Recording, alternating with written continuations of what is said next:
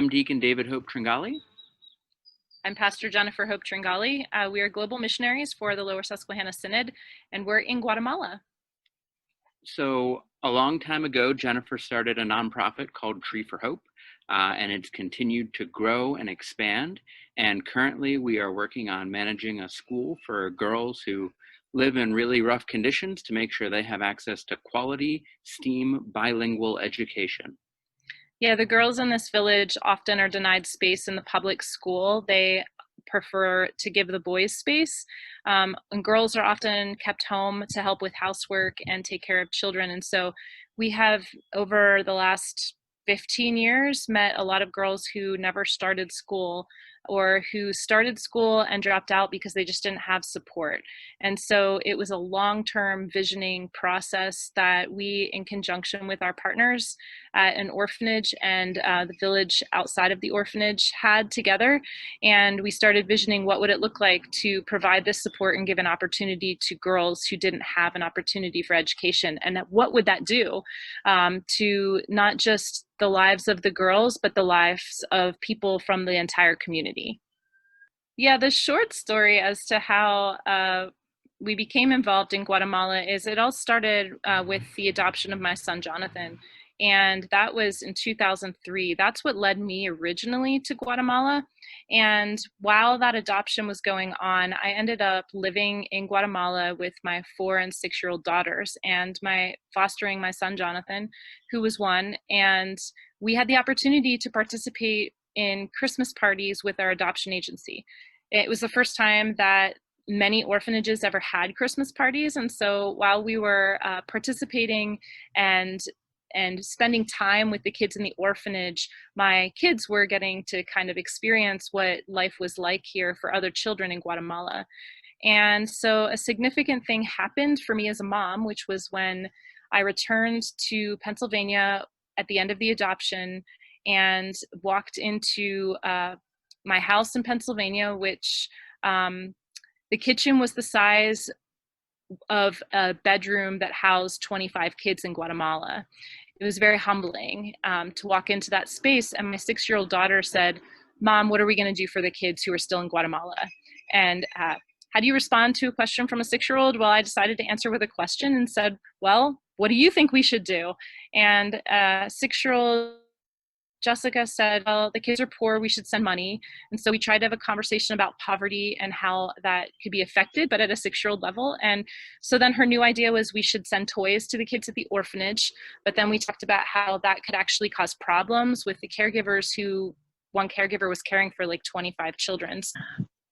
So then we had this idea that we would enlist the help of kids in Pennsylvania, and it ended up being throughout a couple different states, where they would make fleece blankets that the ends of the fleece blankets would be cut and tied into knots, and that we would deliver these fleece blankets at Christmas time to kids at the orphanage so that each of them would have one, they wouldn't have to fight over them, and they would feel and know that somebody cared or loved them. And so we went the next Christmas and delivered 385 blankets. And then the following year, Hurricane Stan happened, and it turned into a massive effort with a delivery of 1,800 blankets. We actually coordinated a container of food and hygiene supplies. Mission Central and Bethesda Mission helped out and sent things. And then people started asking, could we go with you to Guatemala? And so we started forming at that point the nonprofit Tree for Hope, which had its roots in our home congregation Tree of Life, who for years helped with coordinating the efforts in Guatemala with the orphanage.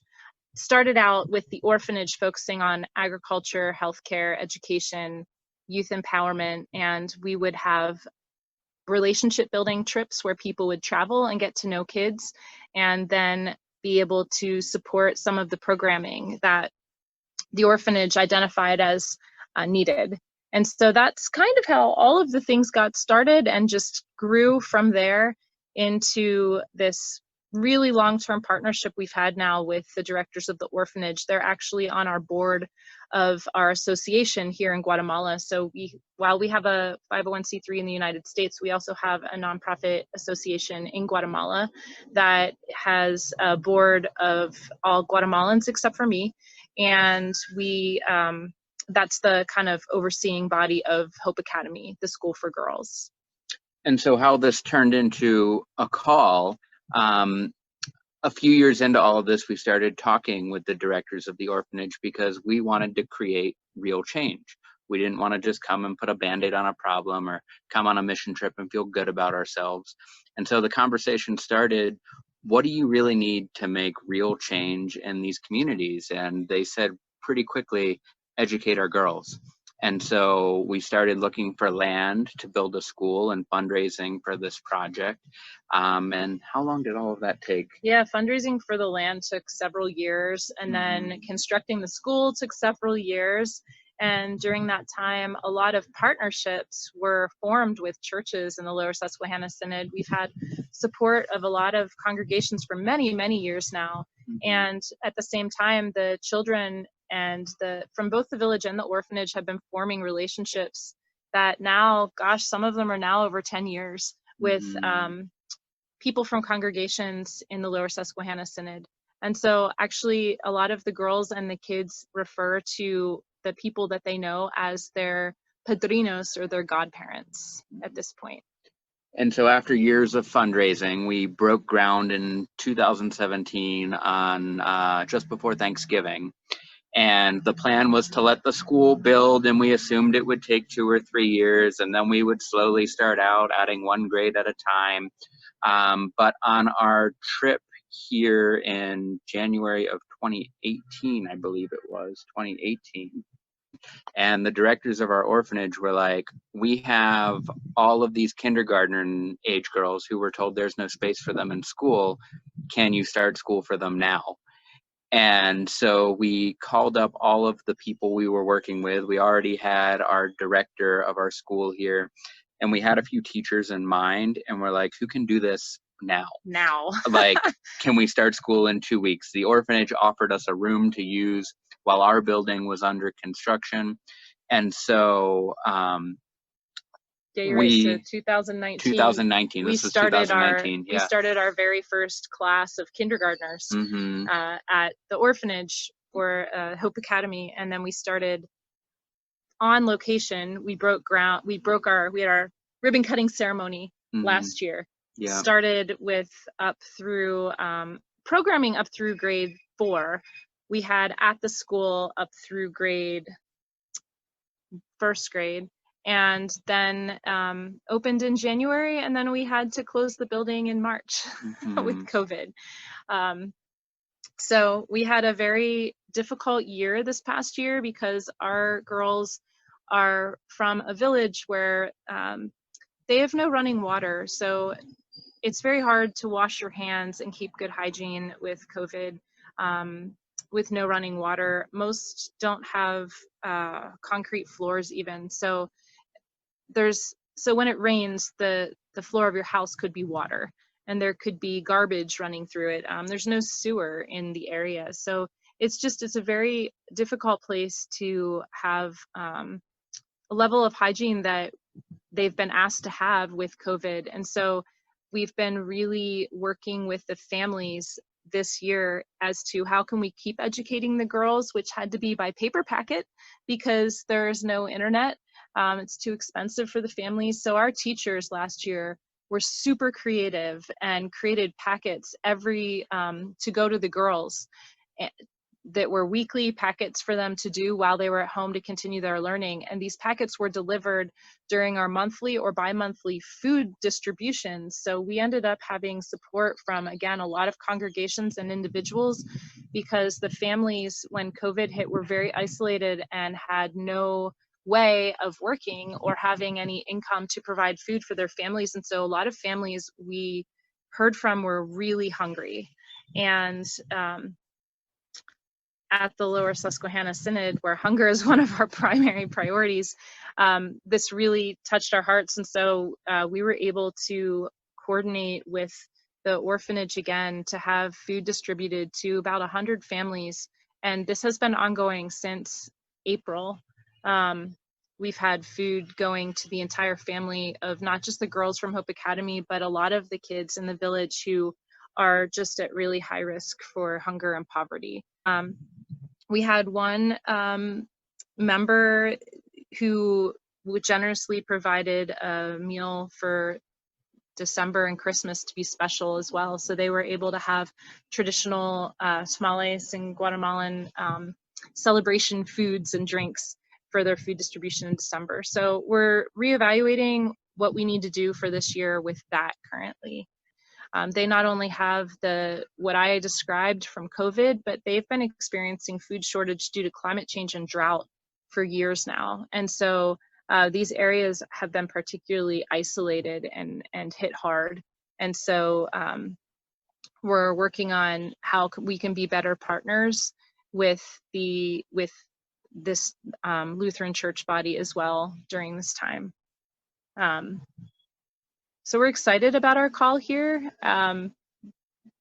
There's so many possibilities and so many things that we would love to show people who can travel here and be with us in the future when it's safe to be here with us. And teachers experience joy in cooking together within a family unit, which is usually an extended family unit.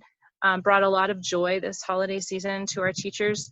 One of our music teacher, he had vocal cord surgery a couple years ago, and this year for the first time was able to sing at Christmas time, and that brought him such joy.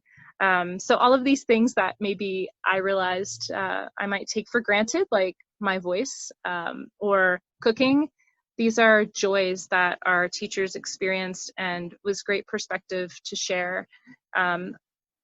Brings richness to me, and we hope to pass on the richness of what we are learning here to people within the Lower Susquehanna Synod in a variety of ways, whether it's by experiencing things here in Guatemala or by us being able to communicate in both video and word, things that would enrich our faith journey together. Working in Guatemala has really dramatically affected my faith journey and Jennifer's as well, but I'll let her speak to hers on her own in a minute here. But for me, it's all about finding and seeing Christ in our neighbor. And sometimes we get so insulated to that in the communities we live in. You know, Lower Susquehanna Synod, for better or for worse, we've got a lot of really nice, upper middle class neighborhoods that many of us live in. It's really easy to put up our blinders and not see the people in need who we're called to serve as the church. And when we come to Guatemala and work with the communities we work with, we realize how much we take for granted. We work with kids in an orphanage, we work with families in a very impoverished village, and they share their stories and their life experiences with us and invite us wholeheartedly to walk on that journey with them.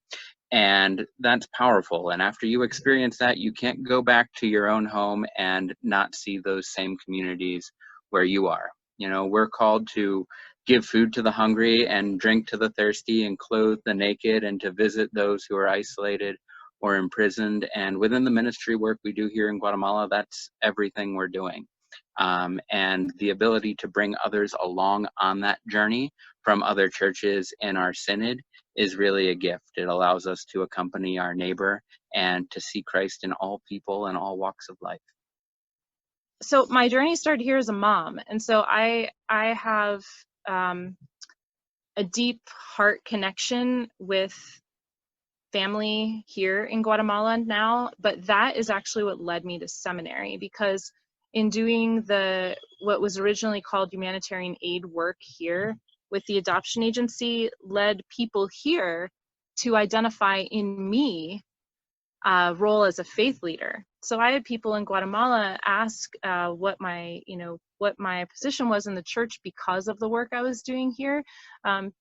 Here, people were identifying, I guess, what we would call it's an external call. They were identifying in me part of my faith call that I was not aware of and naming it. And so then I was like, well, I don't feel prepared for this. I don't feel like I have enough education. So I went to audit some classes at seminary, and then I was asked why I was there. And I said, well, people in Guatemala are seeing me in a faith leadership role, and I don't know what that means. And so that really led me on a very deep journey. I had always seen examples of Christ here in people that I was meeting and forming relationship with. And so that growing closer to Christ really happened for me in a deep way in Guatemala. And then through seminary, I felt like I became more educated into what I was being called into. And so for me, my call was always connected in relationship, service, word, and sacrament, in being a bridge between here and the United States. And so it's a deepening of faith that I feel was gifted to me by people and experiences that I had here, along with the Holy Spirit guiding me. And I'm very thankful for that. It's been a joy to be able to walk with people from the United States in experiencing deepening of faith and noticing that there are so many gifts that people have from around the world and in our own neighborhoods that maybe we don't recognize as a gift. Maybe we often see ourselves as the ones who are giving, but we are receiving a lot. And so to go through that process of transformation and realization of an exchange of gifts as part of God's family, as siblings in Christ, we are working together and learning together and loving together. And that is really a gift from God to be able to have that opportunity. And so, yeah, that has really deepened my own personal faith journey. And that's what I love sharing with other people. And we've been given the great opportunity to co-chair the AMMPARO task force that the Lower Susquehanna Synod has. And for us, this is really a privilege because we get to build those bridges now much more viscerally with the two communities we love. We get to bring our friends and family from Lower Susquehanna here to Guatemala, and we get to build those real, authentic relationships. And when we're able to see our neighbors as people and not just as statistics or not with some Mr. Haze of media fear, really amazing things start to happen. We realize how much we can learn from our neighbor and how we can be transformed through those experiences. Yeah, and it's a natural issue for us that we're concerned about because our work here really deals with the root causes of poverty and the root causes of migration. So we know and have learned from people that in Guatemala, what they're experiencing and what is leading to crises and migration. And so that's what our work targets, to kind of address those root causes while at the same time being sensitive to and learning about migration more globally. The decision to call synodical missionaries, particularly into Central America, was really based on two things. One, the Spirit working, and their excitement and enthusiasm for that work got caught up with the people in the Lower Susquehanna Synod. And so we have seen our congregations engaging in that mission work and traveling with them to be engaged with the work they're doing with the girls' school in that situation. At the same time, Jennifer and David began walking alongside both the Episcopal Church and the Lutheran Church in Guatemala and being engaged in the mission and work that they're doing. They built a relationship with the Bishop of the Guatemala Lutheran Church, and that relationship then fostered ways in which we could work alongside of the Lutherans in Guatemala. So those workings of the Spirit really created this opportunity for us. It's also important for us in that what's happening in Latin America has a real impact on us because we're seeing immigration from that region into our country.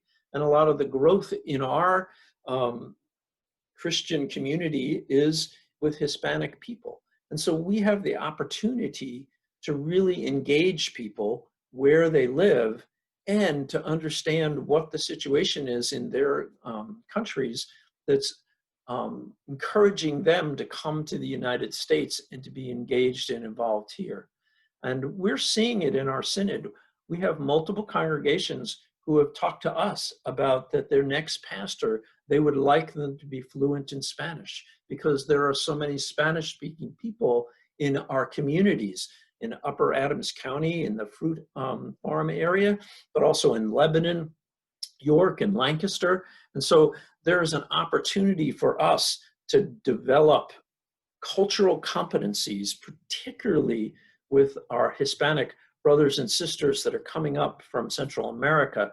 And we recognize too that the growth of churches in the United States, the congregations who are multicultural and multiracial are the congregations that are growing, because that is the nature of the population of the United States.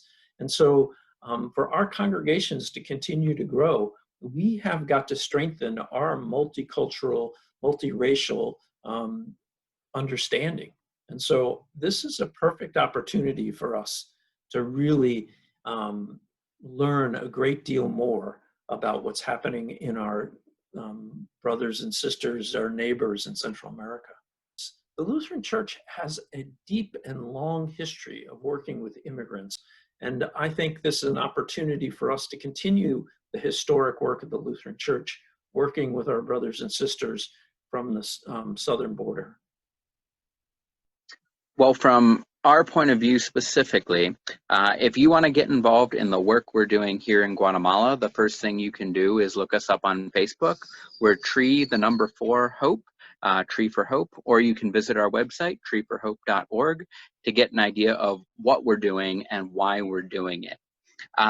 Otherwise, we would love to have anyone interested reach out to us via the AMMPARO task force and start to understand, why is this work important? What is causing migration? What is causing poverty in these areas that we work with? And how can we as a community come together to help transform and fix this? Once COVID passes, we'd love to have any of you on a mission trip down here to Guatemala to start doing some of that bridge building and relationship building. And if you have more direct personal questions, we're just an email or phone call away. Yeah, and our emails are really easy now. They're just Jennifer or David at treeforhope.org. So Jennifer at treeforhope.org or David at treeforhope.org. I think that this work that we are doing with the global church is certainly based in our understanding of faith. In our work in gathering and connecting with the church around the world, we're doing the very thing that Jesus prayed for us in John's gospel, that we would be one, that all who follow Jesus would be one. And so a sense of unity in the global community is in the kind of core of how our understanding of Jesus' ministry works. But there's a deeper, longer tradition that Jesus was a part of in the Jewish faith, in which even as you go back into the Old Testament, into the Pentateuch, it really speaks to the need to welcome the stranger, to allow gleanings to stay in the field for those who come in that are foreigners to the land. And so it is part of our calling under God's law to care for all of those who are outside of the community, including foreigners to the land. And so it is an important part of who we are as the people of God, that we welcome everyone and that we care for them, and that we recognize the unity that we have in Christ with all the followers of Christ, regardless of where they come from.